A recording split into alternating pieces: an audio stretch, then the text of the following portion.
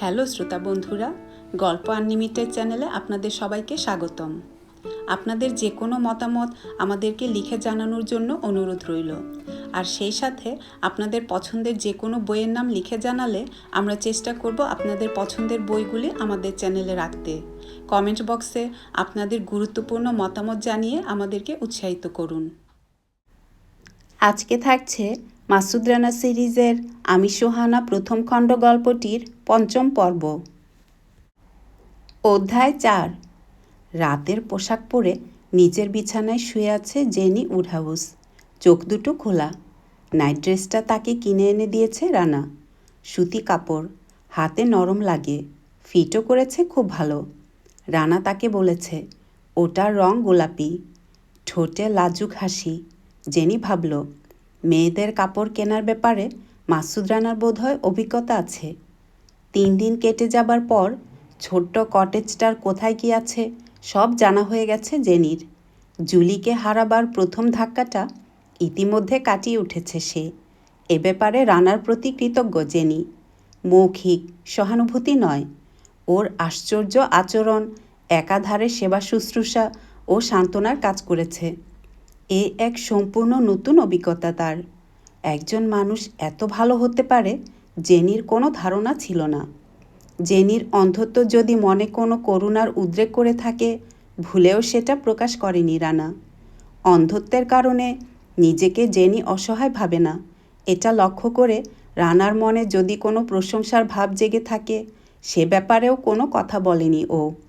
আবার জেনি যে অন্ধ, আলাপের সময় সেটা এড়িয়ে যাবার কোনো চেষ্টাও রানার মধ্যে দেখা যায়নি। এসব কারণে ওর প্রতি কৃতজ্ঞ জেনি। তাকে তার অন্ধত্ব সহ স্বাভাবিকভাবে গ্রহণ করেছে মানুষটা।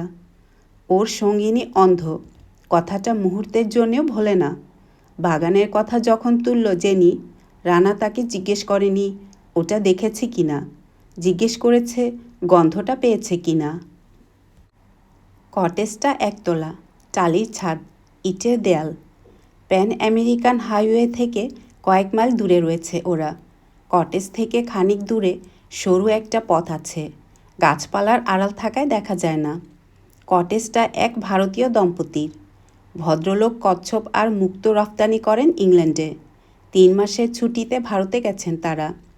পূর্ব পরিচয়ের সূত্র ধরে কটেজটা ভাড়া করেছে রানা 1.5 মাস আগে ঢাকা থেকে। কটেজে বেডরুম একটাই, লিভিং রুমটা অবশ্য বিরাট। ছোট একটা কিচেন ও অফিস কামরা আছে একধারে, গ্যারেজটা পিছন দিকে বাগানের পাশে। অফিস কামরায় একটা ক্যাম্প বেড ফেলেছে রানা নিজের জন্যে। কটেজ ছেড়ে মাত্র একবারই বেরিয়েছে রানা, প্রথম দিন সকালে। গ্যারেজ থেকে পন্টিয়াক গাড়িটা বের করেনি, পোয়েটো দে কোরেরা পর্যন্ত হেঁটে গিয়েছিল। তারপর এক বোট রিপেয়ারারের কাছ থেকে একটা তোবড়ানো ভ্যান ভাড়া করে। শহরে গিয়ে 4 ঘন্টা পর ফিরে আসে। জেনির জন্যে কাপড় চোপড়, মেকআপ বক্স আর 10 দিনের মতো প্রয়োজনীয় জিনিসপত্র নিয়ে এসেছে। একটা পোলারয়েড ক্যামেরা আনতেও ভোলেনি। শুধু ওই 4 ঘন্টায় একা ছিল জেনি। কটেজের সামনের বাগানে বা উঠানে ঘোরাঘুরি করলেও দূরে কোথাও যায় না রানা। কটেজে বিদ্যুৎ, একটা ফ্রিজ ও টেলিফোন আছে। ফোনের সাহায্যে লন্ডনের সঙ্গে যোগাযোগ করেনি রানা, কারণ পানামা সিটির এক্সচেঞ্জে যে কোনো ইন্টারন্যাশনাল কল রেকর্ড করা হয়। রানার অন্তত জানা আছে $2 থেকে $5 দিলেই যে কেউ রেকর্ড করা কলটা শোনার সুযোগ পেতে পারে। তবে পন্টিয়াকে ছোট একটা রেডিও আছে রানার। ইতিমধ্যে 2 বার সন্ধ্যের দিকে গ্যারেজ থেকে গাড়িটা বের করে লন্ডনের সঙ্গে যোগাযোগ করেছে ও। আজ কটেজের ভিতর ফেরার পর রানা কিছু বলার আগেই ওর খুশি খুশি ভাবটা অনুভব করতে পেরেছে জেনি। তুমি এত খুশি কেন? জিজ্ঞেস করেছে সে। 2-3 দিনের মধ্যে পানামায় পৌঁছে যাবে সোহানা চৌধুরী। মেয়েটার সম্পর্কে খুব কম কথাই তাকে বলেছে রানা। মনে মনে অবাক না হয়ে পারেনি জেনি। পানামা থেকে তাকে বের করে নিয়ে যেতে আসছে একটা মেয়ে। ইতিমধ্যে মধ্যরাত পেরিয়ে গেছে, এখনও জেগে রয়েছে রানা। লিভিং রুমে কী যেন করছে একা একা। জেনির প্রখর কান মাঝে মধ্যে নড়াচড়ার শব্দ শুনতে পাচ্ছে। কখনো বা মৃদু শীষ দিচ্ছে রানা। নিজের সঙ্গে অনেকক্ষণ যুদ্ধ করার পর চূড়ান্ত সিদ্ধান্ত নিল জেনি। গায়ের চাদর সরিয়ে নেমে পড়ল বিছানা থেকে। বিছানার পাশে চেয়ারের পিঠে রেখেছে হাউসকোটটা। হাত বাড়িয়ে নিল সেটা। কয়েক মিনিট পর দরজা খুলে ঢুকে পড়ল লিভিং রুমে। মুখ তুলে রানা দেখল পরিচিত ভঙ্গিতে চৌকাঠের গায়ে হেলান দিয়ে দাঁড়িয়ে রয়েছে জেনি। চোখের দৃষ্টি ওর সামান্য পাশে, মাথাটা একদিকে কাত হয়ে আছে মনোযোগ দিয়ে শোনার ভঙ্গিতে। লক্ষ্য করল ঠোঁটে সামান্য লিপস্টিক মেখেছে জেনি। তুমি ঘুমাওনি? জিজ্ঞেস করল ও। কিছু দরকার? না, কেন জানি না অস্থির লাগছে। খুব গরম পড়েছে? তা পড়েছে, তবে সেজন্যে না। 1 কাপ কফি খাবে নাকি রানা? খেতে পারি। কফি বানাবার বা সাহায্য করার প্রস্তাব না দিয়ে দ্রুত চোখ বুলিয়ে দেখে নিল রানা ফার্নিচারগুলো ঠিক জায়গা মতো আছে কিনা। ওর দিকে মুখ তুলে নিঃশব্দে হাসল জেনি। কামরার ভিতর দিয়ে সোজা হেঁটে গেল কিচেনের দিকে। প্রথম যেদিন কটেজে এলো ওরা, ঠোঁট সরু করে মৃদু শীষ দিয়েছে জেনি। শোনা যায় কি যায় না। তারপর এক ঘর থেকে আরেক ঘরে হাঁটাহাঁটি করেছে ধীরে ধীরে। কান দুটো সজাগ ছিল প্রতিধ্বনি শোনার জন্যে। সামনে কোনো বাধা থাকলে অনায়াসে পাশ কাটিয়ে গেছে সেগুলোকে। তার এই কাজ দেখে মুগ্ধ হয়েছে রানা। এই মুহূর্তে কিচেনে যাচ্ছে জেনি। তার দিকে তাকিয়ে রয়েছে রানা। মনটা দুঃখে ভরে উঠল। সারা জীবন অন্ধ থাকার কথা কল্পনা করা আলোকবর্ষ দূরত্ব কল্পনা করার মতোই অসম্ভব একটা ব্যাপার বলে মনে হয় ওর কাছে। চোখ বুজে চিন্তা করল, এই চোখ যদি আমি আর কখনো খুলতে না পারি কেমন হবে সেটা। কিচেন থেকে জেনির শব্দ ভেসে আসছে। ফ্রিজ খুলল সে। স্টোভে কেটলি বসালো। কোনো জিনিস ধরার জন্যে দুবার চেষ্টা করতে হয় না তাকে। প্রথমবারই সেটা খুঁজে নিতে পারে, যদি আগের জায়গায় থাকে জিনিসটা। এ ব্যাপারে খুবই সতর্ক রানা। তুমি থেমে আছো কেন? কিচেন থেকে জানতে চাইল জেনি। 1 ঘন্টা ধরে কি যেন চাচ্ছিলে? না, ভাবছি, বলে চোখ মেলল রানা। হাতের কাদা মাখানো শুক্তিটার দিকে তাকালো। তোমার কান দুটো রাডার বললেও কম বলা হয়। অত বড়? যেভাবেই হোক ছোট করে নিয়েছ। 1 কি 2 বার চোখ মিটমিট করল রানা। টেবিলের উপর তাকিয়ে আছে। টেবিলের উপর পড়ে রয়েছে কয়েক ধরনের শ্যাকরার ফাইল, চ্যাপ্টা ও চৌকো, কর্কশ ও মসৃণ, একটা ছুরি, শিরিষ কাগজ, হরিণের চামড়া, রুবি পাউডার আর লেন্স। ছুরিটা তুলে নিয়ে বাদাম আকৃতি ও কর্কশ দাগ পড়া মুক্তটাকে গোল করার কাজে মন দিল আবার। 2 কাপ কফি নিয়ে ফিরে এলো জেনি। কাপ দুটো টেবিলে রেখে একটা চেয়ারে বসল সে, রানার উল্টো দিকে। ধন্যবাদ জেনি। রাত জেগে কি করছো তুমি রানা? জানতে চাইল জেনি। কি চাচ্ছ? মুক্ত? ঠিক মুক্ত বলা যায় না। প্রকৃতির অদ্ভুত খেয়াল বলতে পারো জিনিসটাকে। প্র্যাকটিসের জন্যে মন্দ নয়। কি প্র্যাকটিস করছো? বেশিরভাগ মুক্তর জন্যে একজন বিউটি স্পেশালিস্ট দরকার, বুঝলে? তা সেটা দেখতে যতই চটকদার, গোল বা ফোঁটা আকৃতির হোক। কোনোটা হয়তো টোল খাওয়া, কোনোটা ফুলে আছে, কিংবা হয়তো রং সব জায়গায় একরকম নয়। তবে মুক্ত আসলে রসুনের মতো, কয়েক স্তর চামড়া আছে। তুমি হয়তো 45 গ্রেন ওজনের একটা মুক্ত পেলে, কিন্তু দেখতে সুন্দর নয়। ঘষে চেয়েছে যখন ওটার ওজন দাঁড়ালো 30 গ্রেন, দেখা গেল ভারী সুন্দর হয়েছে দেখতে, যদিও কাজটা জটিল। কোথাও যদি সামান্য ভুল করো, $1000 হারালে। হাতে থাকলো খানিকটা খড়িমাটি। আবার বলো, $1000। কেন? শুনতে ভালো লাগলো, বলো না। আবদার ধরল জেনি। কেন $1000 কেন? বরং $1,00,000 বলি, শুনতে আরও ভালো লাগবে। টাকাটা নয়, শুনতে ভালো লাগলো তোমার উচ্চারণটা। বেশ, তার মানে মুক্ত তুমি খুব ভালোবাসো, তাই না? বাসি, পাথরের চেয়ে ভালো লাগে। মুক্তোর মধ্যে জ্যান্ত একটা ব্যাপার আছে, তাই না? তুমি বুঝি সংগ্রহ করো? মাঝে মধ্যে, যদি সময় পাই। পালোটায় গিয়েছিলাম বিশেষ ধরনের কিছু পাবার আশায়। 40 গ্রেনের এখনও একটা দরকার আমার। কিছুক্ষণ চুপ করে থাকলো জেনি। রানার কাজ করার শব্দ শুনছে। অলস একটা চিন্তা এলো মাথায়। ইতিমধ্যে যদি জুলি লাশ বা ওদের খালি বোটটা পুলিশ পেয়ে থাকে, তাহলে ধরে নেওয়া হয়েছে সেও মারা গেছে। শুধু রানা আর ওর বান্ধবী সোহানা জানে যে সে বেঁচে আছে। না, জারকাও জানে। সে অবশ্য মুখ খুলবে না। আর জানে পেনিফিদার। তার মনে হলো অদ্ভুত অবাস্তব একটা চরিত্র এই পেনিফিদার। অবাস্তব কিন্তু ভীতিকর। পেনিফিদারকে কোনো সুযোগ দিতে চাচ্ছে না রানা। এটা বুঝতে পেরে আরও আতঙ্ক বোধ করছে সে। পেনিফিদার কেন তাকে চায়, এই চিন্তাটা এখন আর তার মাথায় ঘন ঘন আসে না। তাকে ভয় করে বটে, কিন্তু এও জানে যে তার উদ্ধারকর্তা ও আশ্রয়দাতা তাকে প্রাণ দিয়ে হলেও রক্ষা করবে। হঠাৎ করে তার জীবন ও জগৎটা এই ছোট্ট কটেজের ভিতর সীমাবদ্ধ হয়ে পড়েছে, যেখানে সে আর মাসুদ রানা ছাড়া তৃতীয় কোনো প্রাণী নেই। কেন যেন নিজেকে অত্যন্ত ভাগ্যবতী মনে হলো তার।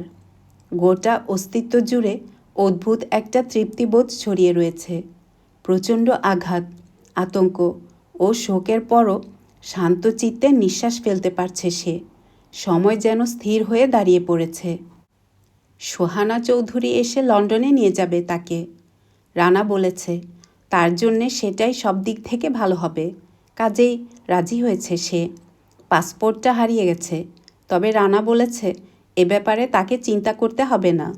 সোহানা চৌধুরী কি তোমার গার্লফ্রেন্ড? হঠাৎ জানতে চাইল জেনি। গলার স্বর বদলে গেলে জেনি বুঝতে পারে হাসছে রানা। এই যেমন এখন। রানা বলল, গার্ল অ্যান্ড ফ্রেন্ড। হ্যাঁ, গার্লফ্রেন্ড না। আমরা একসঙ্গে কাজ করি। কি কাজ? সে অনেক লম্বা কাহিনী জেনি, না জানাই তোমার জন্যে নিরাপদ। তবু আমি শুনতে চাই। বেশ, পরে কোনো এক সময়। আজ রাতে? রাত অনেক হয়েছে জেনি, তুমি শোবে না? তাহলে কাল? ঠিক আছে, কাল। তুমি শোবে না? না, আমার ঘুম আসছে না। জেনির দিকে তাকিয়ে রানা দেখল কোঁচকানো ভুরু ধীরে ধীরে নিভাজ হলো। জেদের ভাবটাও অদৃশ্য হলো চেহারা থেকে। কৌতুক বোধ করল ও। মেয়েটা রোগা পাতলা সুন্দরী, বয়স কম, অন্ধ এবং নানা দিক থেকে অসহায় ও দুর্বল, কিন্তু তা সত্ত্বেও আশ্চর্য একটা দৃঢ়তা আছে। একটা ফাইল তুলে নিয়ে হালকাভাবে কাজ শুরু করল ও। আঙ্গুলের মাথায় ধরা মুক্তোটা ঘষছে।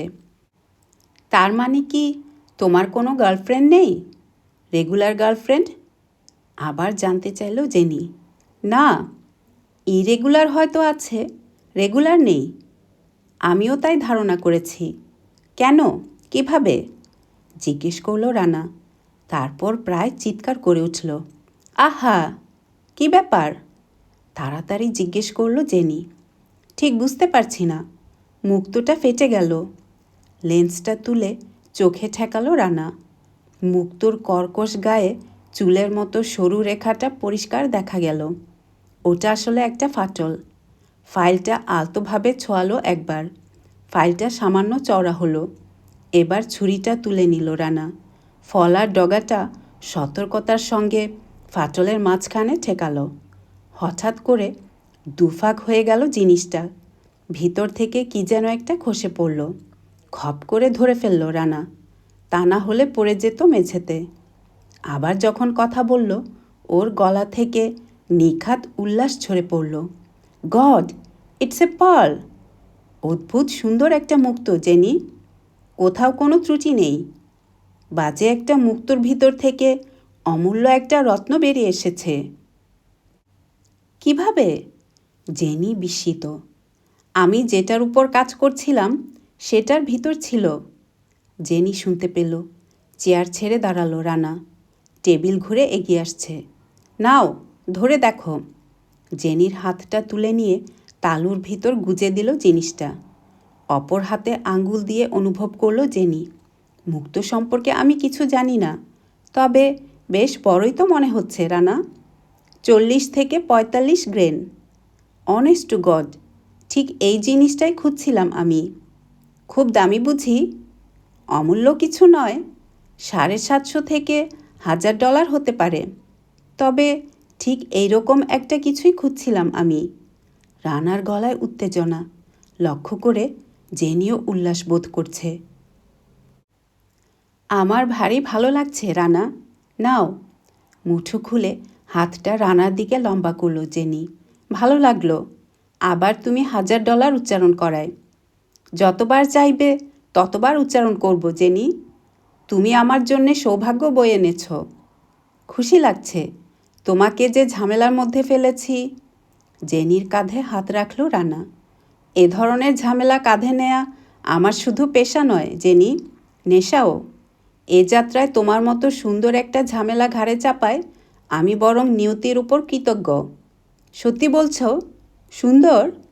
রানার গলার দিকে মাথাটা ঘোরালো জেনি। না, শুধু সুন্দর বললে তোমার উপর অবিচার করা হবে। তুমি একটা ফুল জেনি। আমি চাই নিদ্রা দেবীর আশীর্বাদ নিয়ে ফুলটা যেন তাজা থাকে। Go on, off you go. লক্ষ্মী মেয়ের মতো চেয়ার ছেড়ে দাঁড়ালো জেনি। বেডরুমের খোলা দরজার দিকে এগুলো। নিদ্রা দেবীর আশীর্বাদ বুঝি তোমার দরকার নেই? কাপগুলো ধুয়ে টেবিলটা পরিষ্কার করব, তারপর আমিও শুয়ে পড়ব। কিচেন থেকে ফিরে এসে রানা দেখল এখনও দোরগোড়ায় দাঁড়িয়ে রয়েছে জেনি, মগ্ন হয়ে কি যেন চিন্তা করছে। রানার সাড়া পেয়ে বলল, রানা, এদিকে একটু আসবে? কি ব্যাপার? কিছু না, এসো না। এখনও তোমার কোনো মুখ নেই। আমার কি নেই? সাবধানে এগুলো রানা। তুমি বেশ লম্বা চওড়া, জানি আমি। তোমার ভিতরটা কেমন তাও আমি জেনেছি, কিন্তু এখনও আমি তোমার কোনো ছবি তৈরি করিনি, কারণ ভেবেছিলাম যখন ছবিটা তৈরি করব তাতে কোনো খুঁত থাকবে না। এসো, আমার সামনে 1 মিনিট দাঁড়াও। জেনির হাত দুটো রানার বুক ছুঁল, তারপর দ্রুত উঠে এলো উপর দিকে। রানা কোনো কথা বলল না। মুখের উপর প্রজাপতির কোমল স্পর্শ, আঙ্গুলগুলো নড়ছে সরছে। অপ্রতিভ ও বিব্রত বোধ করল ও। আঙ্গুলের ডগা দিয়ে চোয়ালের কিনারা, ভুরু, কান, নাক, ঠোঁট একে একে সবই স্পর্শ করল জেনি। চোখ বুজে আছে সে, চেহারায় গভীর মনোযোগের ছাপ। কি মনে হয়, নিদ্রা দেবীর আশীর্বাদ পেলে এর কোনো উন্নতি হবে? আড়ষ্ট হেসে জিজ্ঞেস করল রানা। নাকি প্লাস্টিক সার্জারি দরকার? হাত দুটো নিচে নামালো জেনি। কালো চোখ, কালো চুল। ঠিক ধরেছ, বুঝলে কিভাবে? আমার অনুমান প্রায় সময়ই ঠিক হয়। চোখ খুলে মাথাটা একটু তুলল জেনি, তারপর আবার হাত দুটো উঁচু করে ওর ঘাড়ের পিছনে আটকালো। শান্ত অথচ আশ্চর্য দৃঢ়তার সঙ্গে বলল সে, আমাকে ভালোবাসো রানা? এভাবে কখনো চমকায়নি রানা। হতভম্ব হয়ে পড়ল ও। জেনির দৃষ্টিহীন চোখের দিকে তাকিয়ে লজ্জা পেল, কারণ ওর হার্টবিট বেড়ে গেছে। তাড়াতাড়ি বলল, তোমার কি মাথা খারাপ হলো? আপত্তি কিসের? কোনো শর্ত তো নেই কোনো বাঁধন। প্রশ্ন সেটা নয়। তাহলে আপত্তি কিসের? অন্য কোনো মেয়ের অধিকার চুরি করছি আমি? না। তাহলে বুঝি ভাবছ আনারি মেয়ে, ব্যাপারটা আনন্দময় হবে না? তা হয়তো হবে না, কারণ সত্যিই আমি আনারি। কিংবা তুমি আসলে সাংঘাতিক দয়ালু হয়ে পড়েছিলে আমাকে সুন্দর একটা ফুল বলার সময়। না, তা সত্যি নয়। তাহলে কি ভাবছ? একটা সুযোগ নেওয়া হবে? অন্ধ অসহায় একটা মেয়ের কাছ থেকে কিছু চুরি করা হবে? তাও নয় জেনি। আসলে আমি কোনো কারণ দেখাতে পারবো না। আমার শুধু মনে হচ্ছে এটা উচিত নয়। পবিত্র যে কোনো একটা জিনিসের কথা কল্পনা করো, সেটার প্রতি তুমি মুগ্ধ হতে পারো, সেটাকে ভালোবাসতে পারো, শ্রদ্ধা করতে পারো, কিন্তু উপভোগ করতে পারো না। তোমাকে আমার পবিত্র বলে মনে হয়েছে জেনি, বলিনি ফুল। কিন্তু আমি যদি বলি তোমার কাছে পবিত্র থাকার কোনো ইচ্ছে আমার নেই, সেটা হবে তোমার ছেলে মানুষই, আমার মনোভাবের প্রতি গুরুত্ব না দেয়া। চলো জেনি, তোমাকে আমি শুইয়ে দিয়ে আসি। সত্যি তুমি আমাকে প্রত্যাখ্যান করছো? জেনির গলায় রাগ নয়, বিস্ময়। তোমাকে নয় জেনি, নিজেকে। নিজেকে তোমার বঞ্চিত মনে হচ্ছে না? হচ্ছে না বললে মিথ্যে বলা হবে, তবে তার চেয়ে বেশি নিজেকে নিয়ে আমার গর্ব হচ্ছে। 1 সেকেন্ড চিন্তা করল জেনি, তারপর বলল, আশ্চর্য স্বার্থপর লোক তো তুমি। এ আমি কাকে সাধছিলাম? আশা করছো তোমার মনোভাবের প্রতি গুরুত্ব দেব আমি, কিন্তু আমার মনোভাবের কথা ভাবতে রাজি নও। একটা মেয়ে নিজেকে অফার করছে, ইডিয়েট ছাড়া কেউ তা প্রত্যাখ্যান করে? রাগ করার 16 আনা অধিকার তোমার আছে, বলল রানা। তোমার রাগটাকে আমি অসঙ্গতও বলতে পারি না, কিন্তু সত্যি আমি অক্ষম। আক্ষরিক অর্থে? জেনির গলায় তীব্র ব্যঙ্গ। আমি ক্ষমা চাই, বলল রানা। তোমার সাথে কথাই পারবো না। মনে রেখো, তুমি আমাকে অপমান করেছ, আমার নারীত্বের অসম্মান করেছ। প্রায় কেঁদে ফেলল জেনি। অসহায় বোধ করল রানা, কি বলবে ভেবে পেল না। ইচ্ছে হলো জেনির মাথায় হাত রেখে সান্ত্বনার সুরে কিছু বলে, কিন্তু সাহস হলো না। সহানুভূতি দেখালে জেনি হয়তো কেঁদেই ফেলবে। রানার ঘাড় থেকে হাত দুটো নামিয়ে ওর দিকে পিছন ফিরল জেনি। আমি একাই শুতে পারবো, বলে বেডরুমের ভিতর ঢুকল সে। দরজাটা ভিতর থেকে ঠেলে দিল। রানার মুখের সামনে আধখোলা হয়ে থাকলো কপাট দুটো। দেখল, সোজা এগিয়ে গিয়ে বিছানায় উঠল জেনি, শুয়ে পড়ল। দরজার দিকে মুখ, চোখ বন্ধ। তাকিয়ে থাকতে পারল না রানা। দরজার সামনে থেকে পালিয়ে এলো। বিছানায় শুয়ে থাকলো ও। ঘুম আসছে না। বেশ কিছুক্ষণ আগে বেডরুমের আলো নিভিয়ে দিয়েছে জেনি, তবে তার নড়াচড়ার আওয়াজ পাচ্ছে ও। সেও ঘুমাতে পারছে না। ওর একবার ইচ্ছে হলো তার বিছানার পাশে গিয়ে বসে, কিছু বলে শান্ত করে আসে, কিন্তু সাহস হলো না। এবার অবশ্য অন্য কারণে। পুরুষ মানুষ, অনেক সময় নিজেকেও বিশ্বাস করতে নেই, জানে রানা। হঠাৎ সংবিত ফিরল পায়ের শব্দে। বেডরুম থেকে বেরিয়ে সোজা ওর ক্যাম্প খাটের পাশে এসে দাঁড়ালো জেনি। তাহলে বলে দাও, তোমার ঋণ আমি শোধ করব কিভাবে? স্পষ্ট কণ্ঠে সরাসরি জানতে চাইল সে। আমি কারো কাছে ঋণী থাকতে পছন্দ করি না। মনে মনে পরম স্বস্তি বোধ করল রানা। ওর অনুমান তাহলে মিথ্যা নয়। নিজেকে জেনি ওর হাতে তুলে দিতে চাইছিল প্রতিদান হিসেবে। শারীরিক চাহিদা নয়, আকস্মিক উথলে ওঠা প্রেমও নয়, কারণটা ছিল ঋণ শোধের চেষ্টা। ঋণ তোমার কখন হলো যে শোধ করতে চাইছ? আমাকে তাহলে ওদের হাত থেকে কে বাঁচালো? যে বাঁচিয়েছে সে মানুষ বলে বাঁচিয়েছে, বাঁচিয়েছে নিজের স্বার্থে। তা না হলে তার বিবেক তাকে ক্ষমা করতো না। বাপরে বাপ, মানুষ কত রকমই না স্বার্থপর হয়। তার মানে আমাকে রক্ষা করাটা বড় কথা ছিল না? বড় কথা ছিল নিজের বিবেকের কাছে অপরাধী হতে না চাওয়াটা, তাই তো? হেসে ফেলল রানা, উঠে বসল বিছানার উপর। আমি তো আগেই বলেছি, কথায় তোমার সাথে আমি পারবো না। অন্ধকার কামরা। রানা অনুভব করল জেনি ওর একটা হাত ধরল। এসো রানা। হাতটা ছাড়িয়ে নেয়ার চেষ্টা করল রানা। কোথায়? ভয়ে ভয়ে জানতে চাইল ও। আমার বেডে, বলল জেনি। ভয় নেই, না তোমার না আমার। মানে?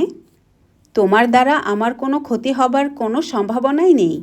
এ কথা জানার পর কেন তোমাকে আমি এই ক্যাম্প বেডে কষ্ট করতে দেব? এসো, তুমি আমার সাথে শোবে। দুজনেই ঘুমাতে পারছি না। দেখা যাক পরস্পরকে আমরা এ ব্যাপারে সাহায্য করতে পারি কি না। নাকি তুমি বিশ্বাস করতে পারছো না? রানা চুপ করে থাকলো। কি করবে বা কি বলবে ভাবছে। আমি মেনে নিয়েছি রানা, মৃদু কণ্ঠে বলল জেনি। মানুষ সম্পর্কে আমার ধারণা তুমি বদলে দিয়েছ। বিশ্বাস করো, তুমি ফিরিয়ে দেয়ায় আমি দুঃখ পাইনি। এই সম্পূর্ণ নতুন এক অভিজ্ঞতা। আমি উপভোগ করছি।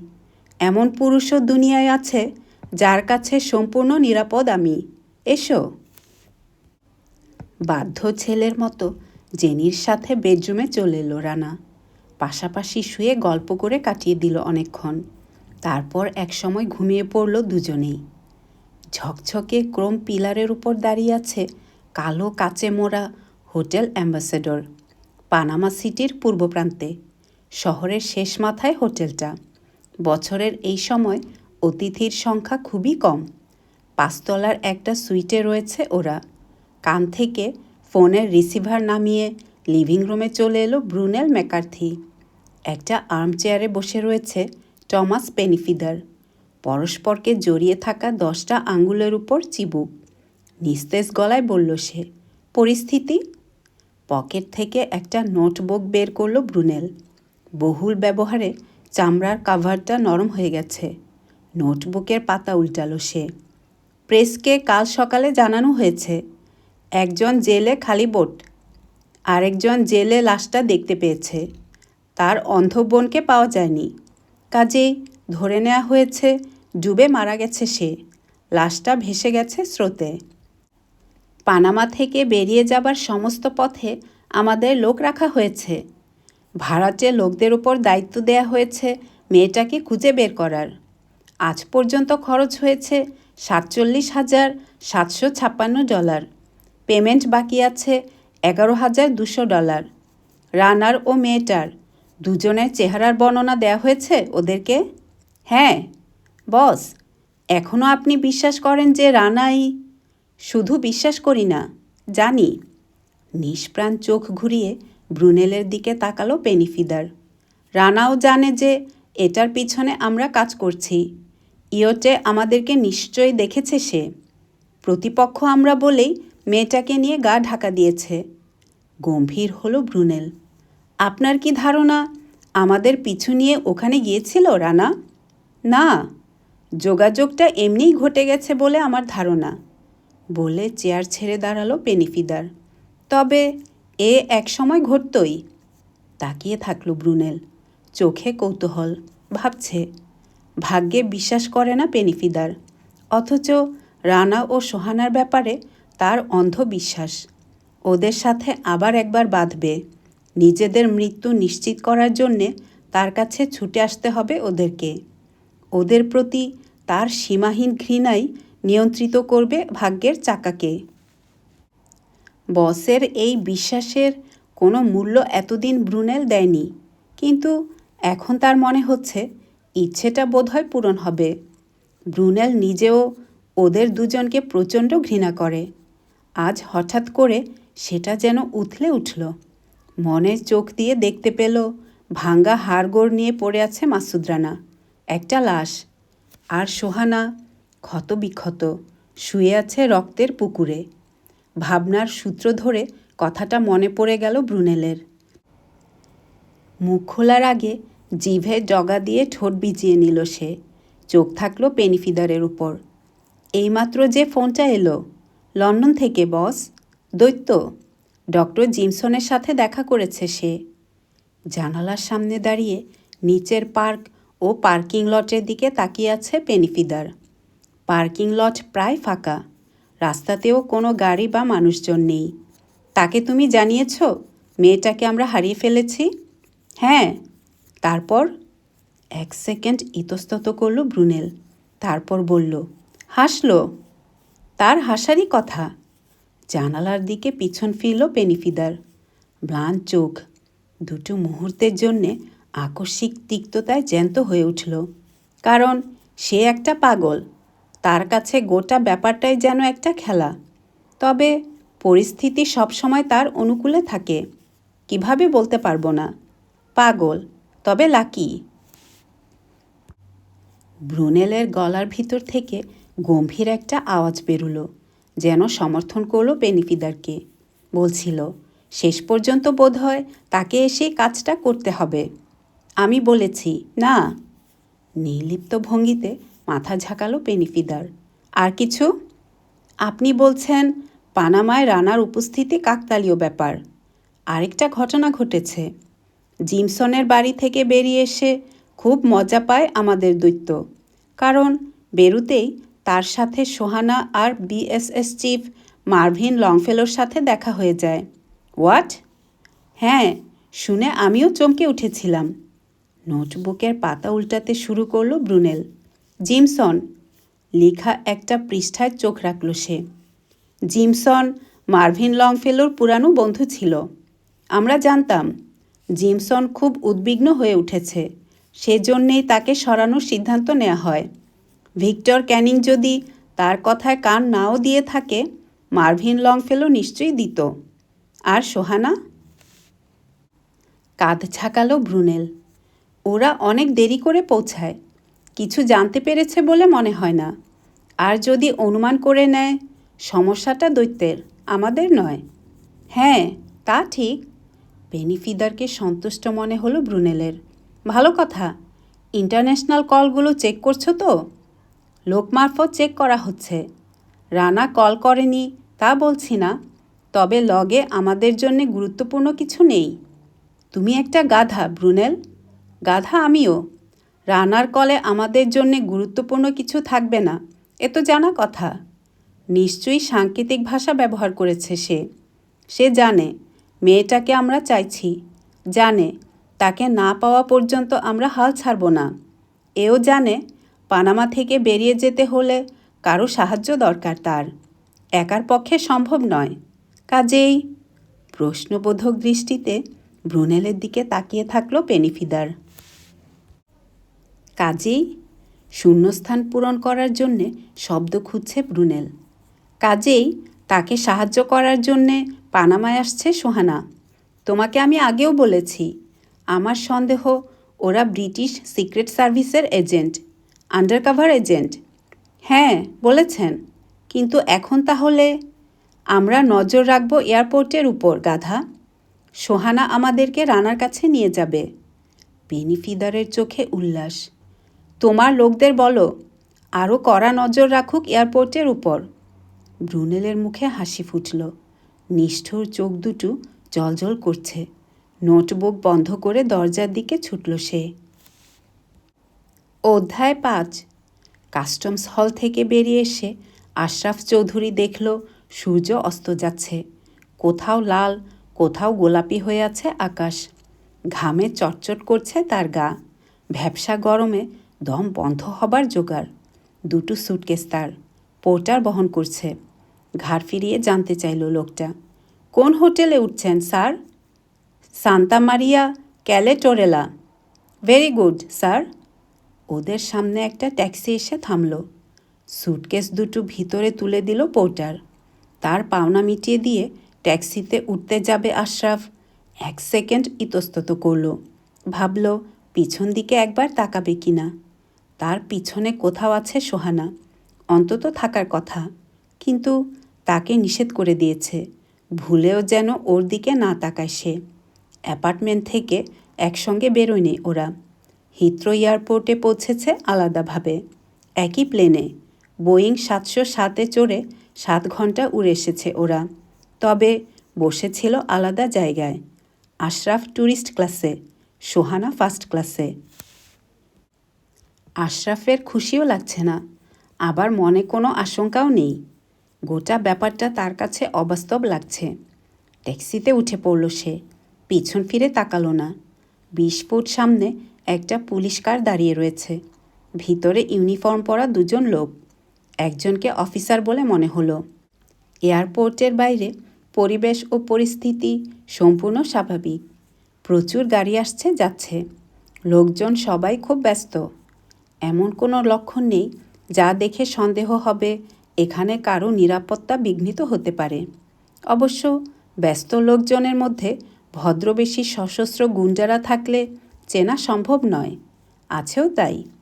পুলিশ কারের আশেপাশেই 4 জন লোক লড়েছে। 2 দলে ভাগ হয়ে নিজেদের মধ্যে আলাপ করছে তারা। মাসুদ রানা, সোহানা চৌধুরী ও অন্ধ জেনি উডহাউস কীরকম দেখতে তারা জানে। ট্যাক্সি ছেড়ে দিল। ব্যাক সিটে হেলান দিল আশরাফ। ভাবছে, কে জানে আবার কবে এয়ারপোর্টে ফেরত আসতে পারবে সে। কাল? 1 সপ্তাহ পর? সোহানা অবশ্য তাকে আশ্বাস দিয়ে বলেছে, খুব বেশি সময় অপেক্ষা করতে হবে না। ওখানে তোমার কাজ শিক্ষা দফতরের কর্মকর্তাদের সঙ্গে তোমার লেখা অঙ্ক বই নিয়ে আলোচনা।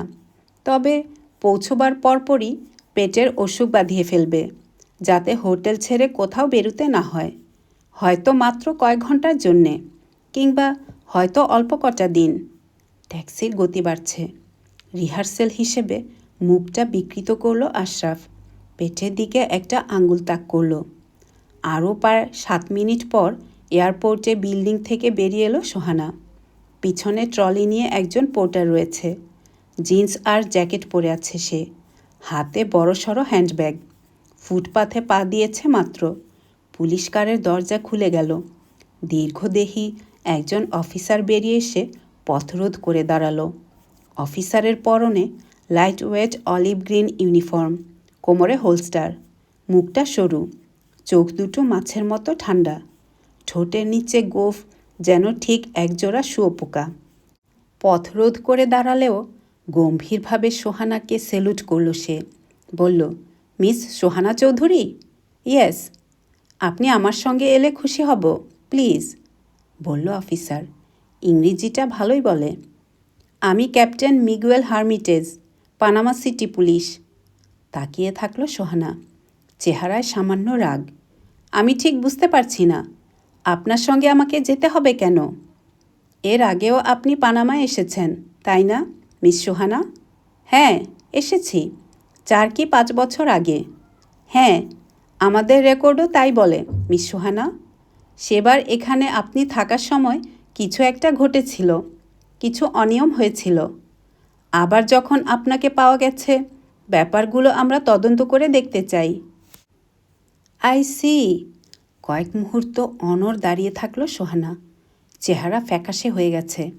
তারপর জিজ্ঞেস করল, খানিক পরে গেলে হয় না? আমি হোটেলে ওঠার পর? হিলটনে উঠছি আমি। আপনাকে এক্ষুনি আমাদের সঙ্গে যেতে হবে মিস সোহানা, প্লিজ। হোটেলে ওঠার ব্যাপারটা, কাঁধ ঝাঁকালো পুলিশ অফিসার। তদন্ত শেষ হতে বেশ কটা দিন সময় লাগতে পারে। সোহানা বলল, আমি একটা ফোন করতে চাই।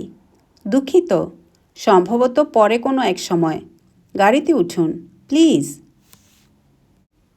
আজকের পর্বটি এখানেই শেষ হলো। প্রিয় শ্রোতা বন্ধুরা, চ্যানেলটিতে সাবস্ক্রাইব করে আমাদের সাথেই থাকুন। আর গল্পগুলি ভালো লাগলে লাইক এবং শেয়ার করুন। সবার জন্য মঙ্গল কামনা করে আজকে এখানেই শেষ করছি।